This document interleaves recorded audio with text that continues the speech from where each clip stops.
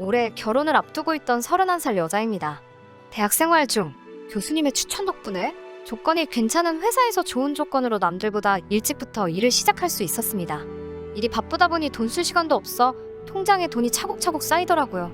하루하루 일에 지치고 피곤했지만 매일같이 불어나는 돈을 보면서 힘든 것도 있고 열심히 살았습니다. 그렇게 모으던 돈이 어느 정도 시간이 지나니 상당한 목돈이 되더라고요. 약간 모자라던 돈은 어머니가 도와주시게 되면서 제 명의로 아파트를 하나 구입하게 되었습니다. 살기 위해 마련한 집은 아니었습니다. 재개발 호재가 있다는 정보를 입수해서 어머니와 상의 끝에 투자식으로 사놓은 집이었어요. 저는 여전히 회사 근처에 있는 월세방에서 출퇴근을 하고 있고 제가 산 집은 사실 회사에서도 거리가 상당히 먼 편이기 때문에 애초에 거주 목적으로 구매한 집은 아니었습니다. 집을 산 지도 아직 몇 년이나 지났는데 호재만 그대로 있고 재개발은 되지 않았습니다.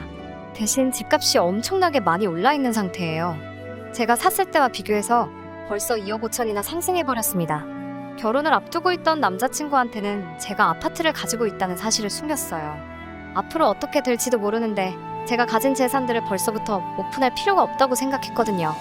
이기적이라고 보실 수도 있겠지만 요즘 안 그래도 결혼 조건 때문에 말이 많다 보니 저도 조심하게 되더라고요.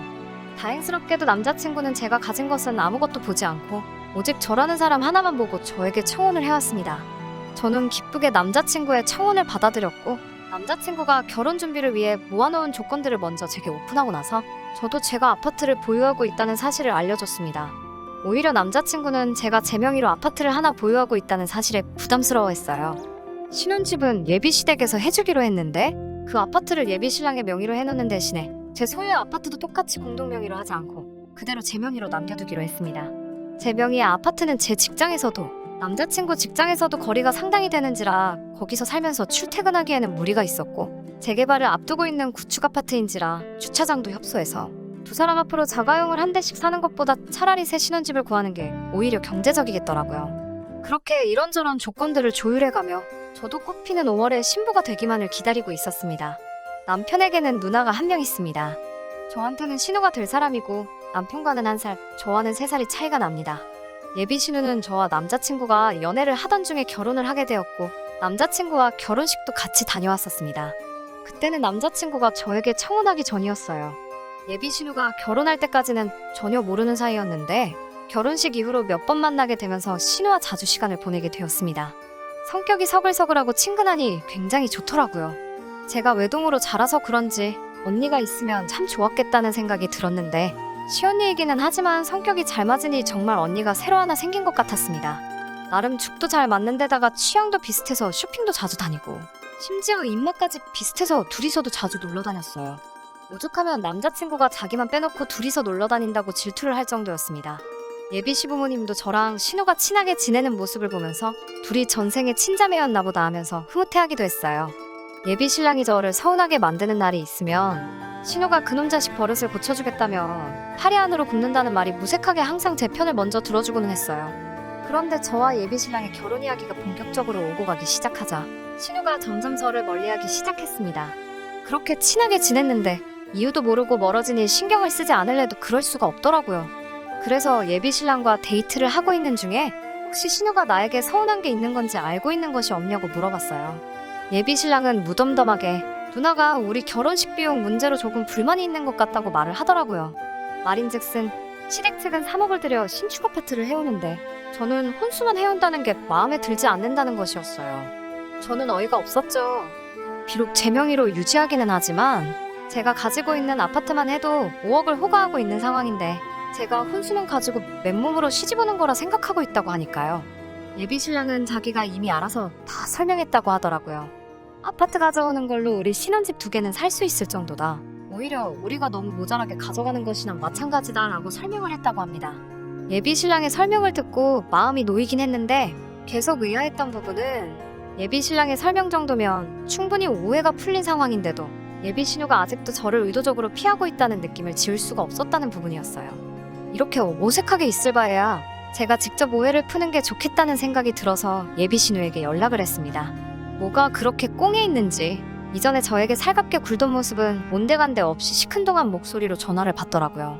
한 번 만나자고 말해도 요즘 바빠서 시간이 통 없다는 식으로 저를 만나기를 거절하는 예비 신우를 어르고 달래서 만나기로 했습니다. 저를 앞에다 두고서도 없는 사람인 마냥 시선도 한 번 안 주고 말도 한마디 걸지 않은 채 핸드폰만 보고 있더라고요. 답답한 마음에 제가 오해 풀고 싶어서 먼저 만나자고 했다는 사실을 밝히고 앞뒤 다 자르고 단도직입적으로 신혼집과 제 아파트와 관련된 이야기를 제대로 다시 한번 설명해줬어요. 신우는 그건 이미 들어서 다 알고 있다고 말하면서 아직도 모르겠냐고 아파트를 제 명의로 남겨두는 게 문제라고 하면서 그제서야 저와 대화를 시작했어요. 이미 양가 부모님을 대동한 자리에서 서로 합의하에 결정한 일인데 그게 어떻게 문제가 되느냐고 따져 물었지요. 이미 제 거인 아파트를 제가 그대로 가지고 있는 게 문제라고 하면서 그러면 우리 집은 3억을 들여서 결혼을 준비하고 있는데 저는 5천만 가지고 오는 거나 마찬가지 아니냐면서 너무 도둑놈 신보가 아니냐고 하더라고요. 제가 알기로는 예비신우 시집 갔을 때도 남편 쪽에서 전셋집을 해오고 예비신우도 결혼식 비용이나 그런 걸 제외하고 혼수로 3천을 해간 걸로 알고 있었거든요. 그래서 언니와 제가 뭐가 달라서 그게 도둑놈 신보가 될 수 있냐고 말하니 예비신우가 잘 좀 생각해보라면서 말하는데 참 어이가 없었습니다. 자기가 집안의 첫째이고 똑같은 자식인데 자기는 3천밖에 지원받지 못했고 둘째인 예비신랑은 자기가 지원받은 금액의 10배를 지원받는 상황이지 않느냐고요. 똑같은 자식이니 결혼할 때 지원받는 것도 똑같아야 하지 않냐면서 제가 남편과 결혼해서 살게 될 신혼집을 공동명의로 만들고 제가 보유하고 있는 아파트는 1억 5천을 깎아서 자기한테 넘기라고 제안을 해왔습니다. 그러면 자기도 시세보다 1억 5천을 싸게 아파트를 구하게 되는 거니 예비신랑과 결혼자금을 똑같이 지원받은 거나 다름없어지는 거와 마찬가지라면서요. 제가 그렇게만 해주면 자기도 더 이상 이 결혼에 대해서 아무 말도 꺼내지 않겠다는 말을 해왔습니다. 자기한테 1억 5천을 싸게 팔아도 제가 아파트를 구매했을 때보다 비싼 값에 사가는 거나 마찬가지니 결과적으로는 저한테도 이득이지 않냐는 말도 안 되는 계산법을 쓰면서 저를 설득하려고 했어요. 저는 외동이니까 자기가 지금 느끼고 있는 불공평함을 저는 절대 이해하지 못할 거라는 말을 하면서요. 저도 같은 여자지만 예비신우의 말도 안 되는 억지를 계속 들어줄 수는 없었어요. 의견이 좀처럼 좁혀지지도 않고 따지고 보면 신우가 계속해서 억지를 부리고 있는 상황이고 이걸 가지고 더 이야기를 해야 할 가치도 없는 것 같아. 이건 이미 양가 어른들의 합의가 끝난 일이고 그렇게 하고 싶은 생각도 없다고 못을 받고 자리에서 일어났습니다. 신우와 헤어지고 나서 예비신랑하고 통화를 해서 이 사실을 전부 다 말해줬어요. 예비신랑도 도대체 신우가 무슨 생각을 가지고 있는지 이해를 못하겠다고 하더라고요. 본인이 잘 말해볼 테니 너무 걱정하지 말라는 말 한마디 듣고 전화를 끝냈습니다. 그날 저녁에 예비씨 어머니한테서 전화가 왔어요. 무슨 일로 전화를 하셨나 싶어 전화를 받았는데 대뜸 저한테 신혼집 공동명의로 하고 제 명의 아파트를 신우에게 넘기기로 했다면서? 하고 물어보시더라고요. 예비신랑이 말을 했는지 안 했는지는 모르지만 예비씨 어머니는 이미 예비신우가 저한테 꺼낸 말도 안 되는 조건에 제가 그렇게 하기로 했다는 식으로 말을 했는가 봐요. 뭔가 오해가 있으신 것 같다고. 저는 신우 제안에 그렇게 하겠다고 한 적도 없고 앞으로도 그렇게 할 생각도 없다고 말씀드렸어요. 예비씨 어머니는 실망스럽다는 말투로 그러냐? 하고 대답하셨어요. 잠깐 조용히 계시다가 그러지 말고 그냥 아파트를 신우에게 넘기라고 이번엔 시어머니가 나서서 저를 회유하려 드시더군요. 제 다른 것도 참 마음에 들었지만 무엇보다 신우와 제가 서로 친자매처럼 사이좋게 지내는 모습이 좋아 결혼을 허락한 거나 마찬가지라고 하시면서 제가 억지 부리고 있는 것 때문에 남매가 의가 상하는 것 같아서 마음이 아프다는 말로 시작을 하셨습니다. 신혼집을 공동명의로 돌리면 되지 않느냐.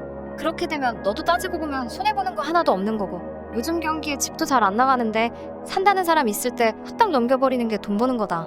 아파트 판 돈을 내놓으라는 것도 아니고 팔고 난 돈은 전부 네 거 하면 되는 건데 가족끼리 뭐가 아쉬워서 그걸 가지고 치사하게 굴고 그러냐고요.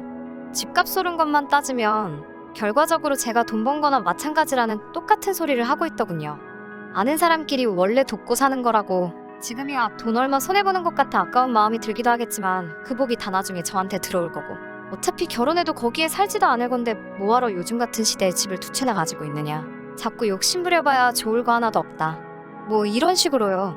제가 아파트를 살 때 저희 집에서 일부 도와준 부분이 있기는 하지만 이미 예비신랑을 만나기 전부터 제 소유였던 아파트이기도 했고 아직 재개발도 시작되지 않아 아직도 투자 가치가 충분히 있는 아파트인데 신우에게는 물론 그 누구에게도 헐값에 넘길 생각도 없고 꼭 그래야만 한다면 그냥 이 결혼은 없던 걸로 하겠습니다.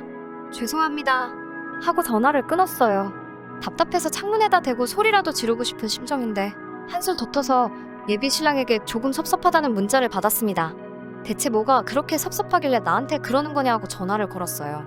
예비신랑은 누나도 어머니도 저를 다 이미 한 가족이라고 생각해서 그러는 건데 어떻게 단호하게 그럴 수 있느냐. 자기와 좀 더 상의하고 정해도 늦은 게 아니지 않았느냐고요. 믿었던 예비신랑까지 저러고 있으니 정말 억장이 무너지더라고요. 어머니도 저를 너무 계산적인 사람이라고 하고 신우까지 가세해서 그런 사람인 줄 몰랐는데 완전 사람 잘못 봤다고 하고 있으니 자기가 나서서 해결하려고 해도 어쩔 도리가 없다고 합니다. 그래서 저도 열이 받아서 예비신랑에게 그냥 결혼하지 말자고 했어요. 결혼했다가는 나를 완전 공으로 보는 시가족들 등살에 제 성격까지 버릴 것 같아 더는 못하겠다고 말했습니다. 아직 저희 부모님께는 말씀드리지 않았는데 제 아파트를 예비시댁에서 포기한다고 하더라도 저는 더 이상 결혼하고 싶은 마음은 없습니다. 저는 이미 마음 굳혔거든요. 예비 시부모님부터 신우의 남자친구까지 며칠째 계속 저한테 전화를 하고 있는데 한 통도 받지 않았습니다. 그 아파트 제 명의로 평생 가지고 있을 생각도 없습니다. 남편 될 사람한테 저도 확신이 섰을 때 그때 가서 공동명의로 바꾸던지 처분해서 공동의 재산으로 만들던지 할 생각이었어요. 그 부분은 이미 예비신랑 쪽에서 신혼집을 해오고 각자의 명의로 하자고 할 때도 확실히 밝힌 부분이고요. 제가 예비신랑 가족들 말 맞다나 계산적이고 나쁜 사람인 건가요? 집 하나 가지고 있는 게 유세라고 의수됐던 걸까요? 아파트를 사지 않고 그걸 그냥 현금으로 가지고 있었다면 이런 일이 일어나지도 않았던 걸지 아파트를 가지고 있던 사실이 원망스럽기도 하고 한편으로는 그래도 짧은 기간 동안 저를 친자매처럼 대해줬던 신우가 이 결혼을 파토나게 해줬으니 신우에게 감사해야 할 일인 건지 도무지 갈피가 잡히지를 않네요. 제 사연은 여기서 그만 끝내도록 하겠습니다. 목에 칼이 들어와도 파혼할 생각이니 그 부분에서는 걱정해주지 않으셔도 될 것 같아요. 아직도 제가 욕심부려 잘못한 건지 잘한 건지 도무지 모르겠어서 답답한 마음에 사연 보내보았습니다.